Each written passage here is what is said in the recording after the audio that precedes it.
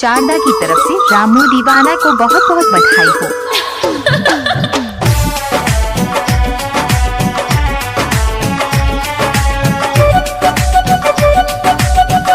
रामू बाबू का mobile number 8180856513।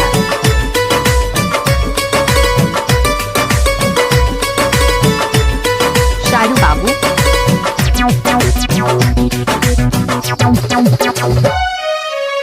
दूधो से उजर तोहर गोरे गोरे गाल बा, सुगवा के ठोर नियन होठ लाल लाल बा।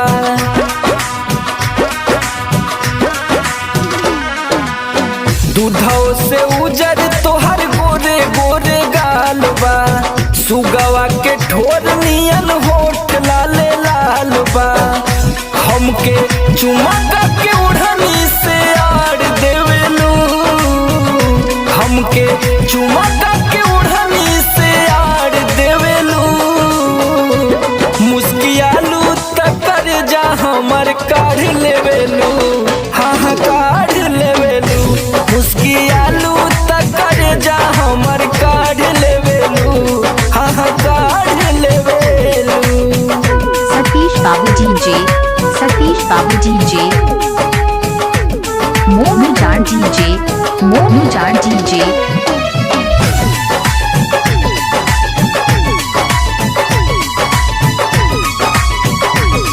रामू बाबू का मोबाइल नंबर 8180856513।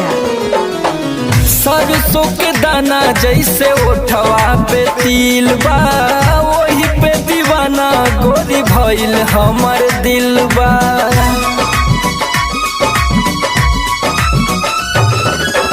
सरसों के दाना जैसे उठवा पतिल बा, वही पे दीवाना गोरी भइल हमर दिल बा।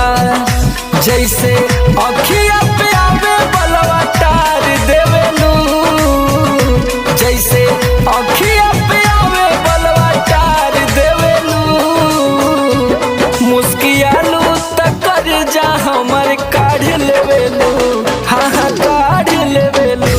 मुस्कियालू तकर जा हमर काढ़ लेवेलू, हाँ हाँ काढ़ लेवेलू। शारदा की तरफ से रामू दीवाना को बहुत बहुत बधाई हो। शारू बाबू, सतीश बाबू डीजे,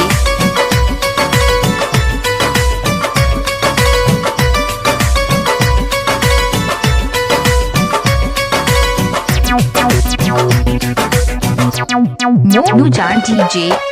हंसेलू त गोरी तोहर धस जाला गलिया, हिरनी के फेल कैले बाटे तोहर चलिया।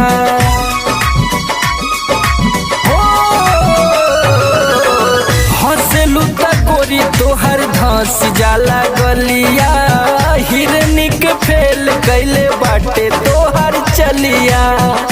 समर हरिंदर के देखते कनकी मार देवेलू, समर हरिंदर के देखते कनकी मार देवेलू।